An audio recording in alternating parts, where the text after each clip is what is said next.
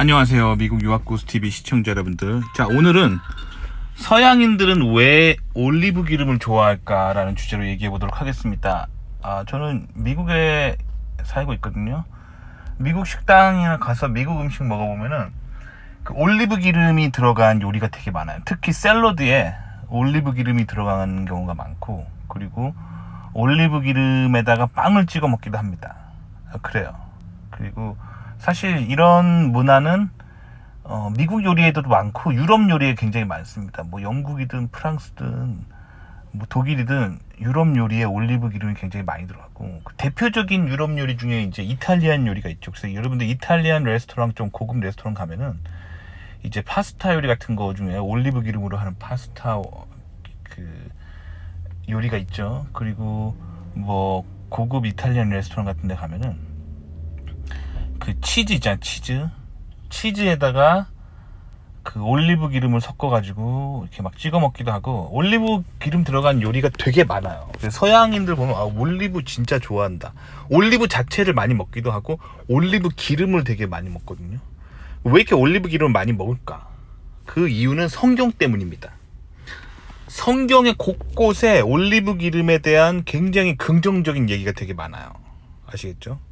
뭐 대표적으로 그 성경에 다윗 왕이라는 사람이 나오죠. 다윗 왕. 뭐 유명한 왕이죠. 그 다윗과 골리앗 할 때 그 다윗입니다. 골리앗과 싸운 그 다윗 왕.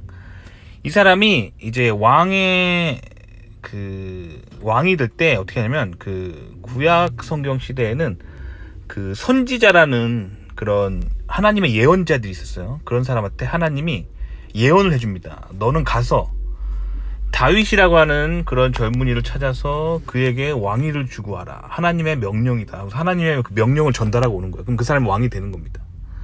자, 그래서 그 사무엘이라는 선지자가 그 다윗이라는 사람 꼬마 청년을 찾아가가지고 그 어린 청년에게 왕위를 예언을 합니다. 근데 성경에 어떻게 예언이 돼 있냐면, 올리브 기름을 가져가서 그의 머리에다가 이렇게 들이부어요.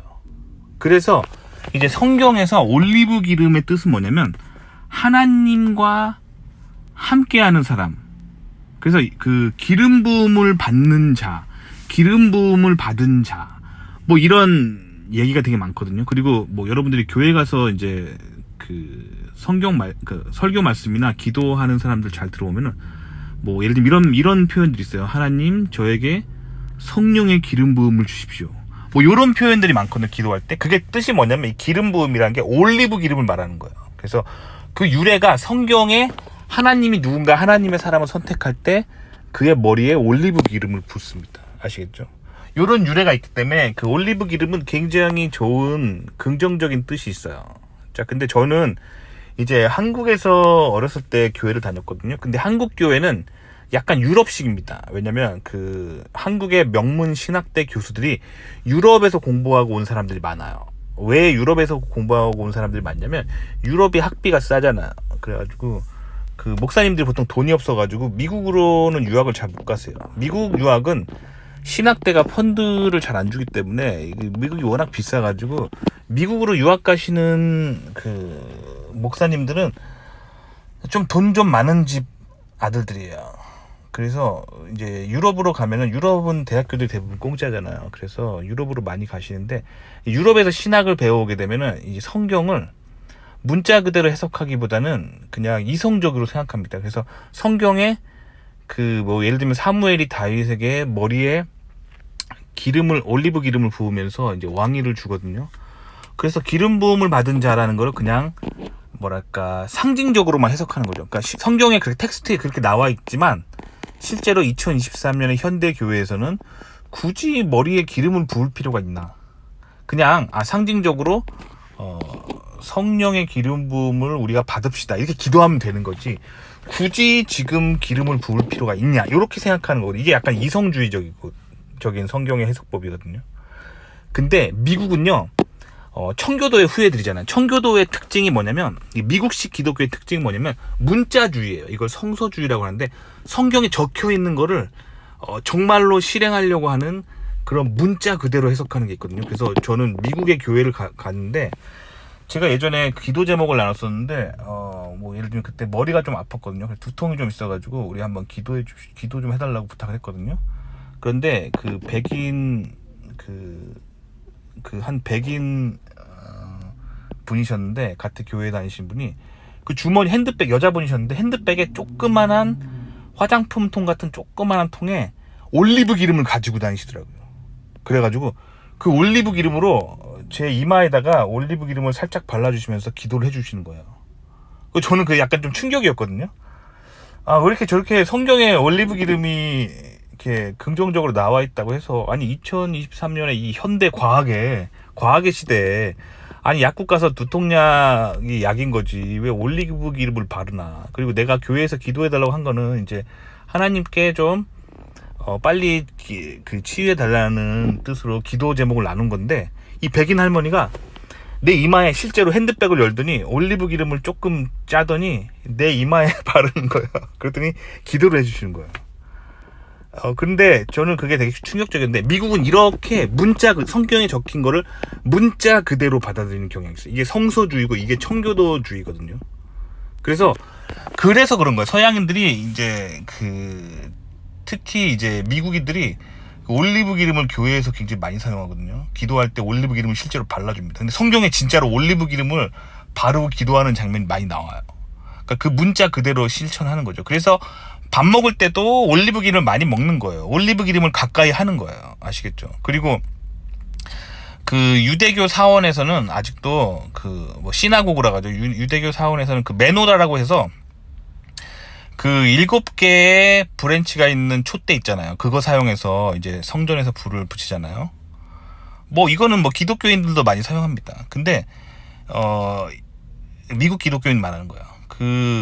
여기에 성경에 보면 올리브 기름을 사용해서 불을 붙이라고 나와 있어요. 그래서 이 촛대에 올리브 기름을 사용합니다. 그러니까 올리브 기름은 성경에 굉장히 많이 나와 있어요. 그 올리브 기름은 성경에서 상징하는 게 뭐냐면 하나님의 영, 성령을 상징하기 때문에 이 미국 사람들 그리고 유럽 사람들은 기독교인들은 올리브 기름을 자기 삶에서 자꾸 가까이 두려고 하는 거예요. 올리브 기름을 먹으려고 하고 올리브를 먹으려고 하고 이렇게 뭔가 특히 유대교인들은 성전에서 7개의 브랜치의 촛대라고 하는 메노라 있잖아요. 메노라를 이렇게 태울 때 성경에 올리브 기름을 쓰라고 돼 있거든요. 그래서 유대교 성전에서 올리브 기름을 쓰기도 하고, 그리고 미국 기독교인들 같은 경우는 문자 그대로 성서주의를 하려고 하기 때문에 집에 7개 브랜치의 촛대인 금촛대 메노라를 가지고 있는 기독교인들도 많아요.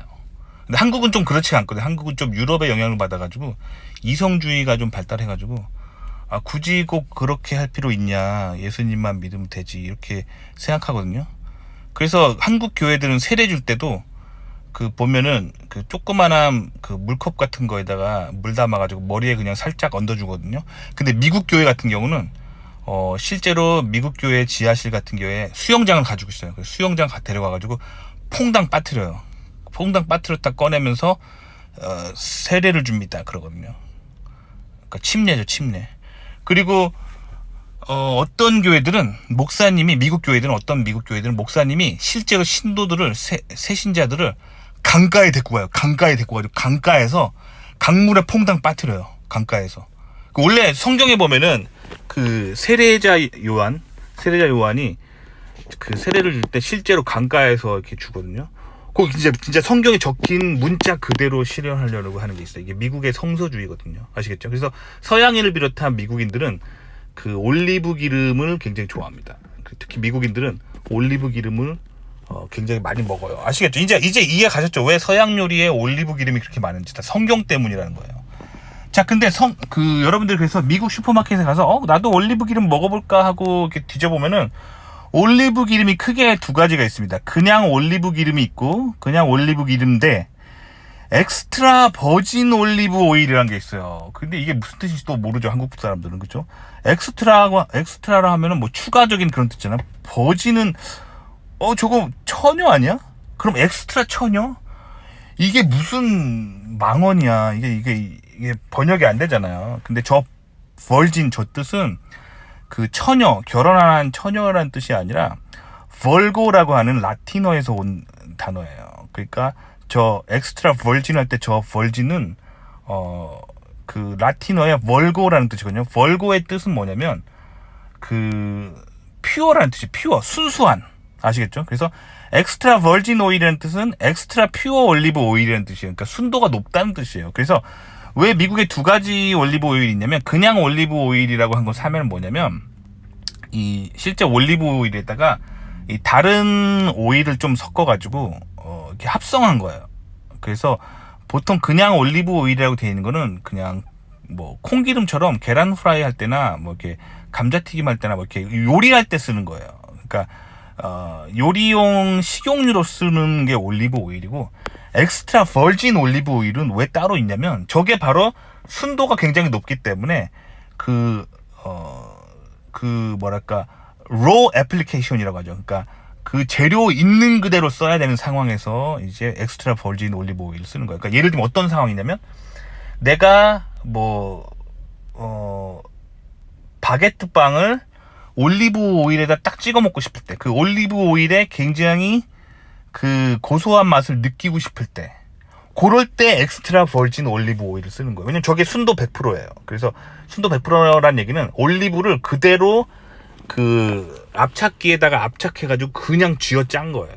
그게 엑스트라 버진 올리브 오일이에요.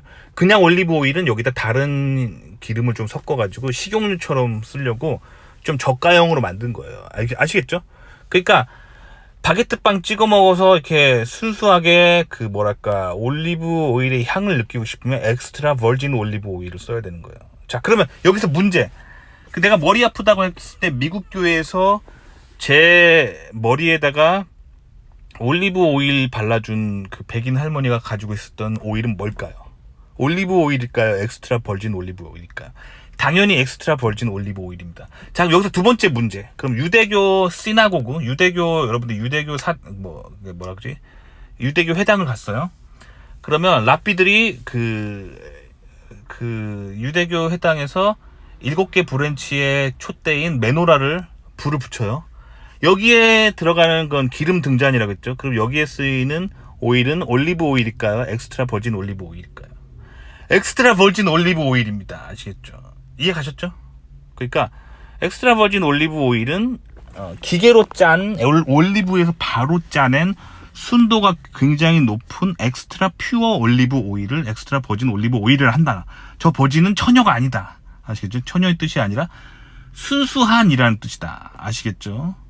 그래서 서양인들은 오늘 왜 이렇게 올리브 기름을 좋아할까 이야기해봤습니다. 도움이 되셨길 바랍니다.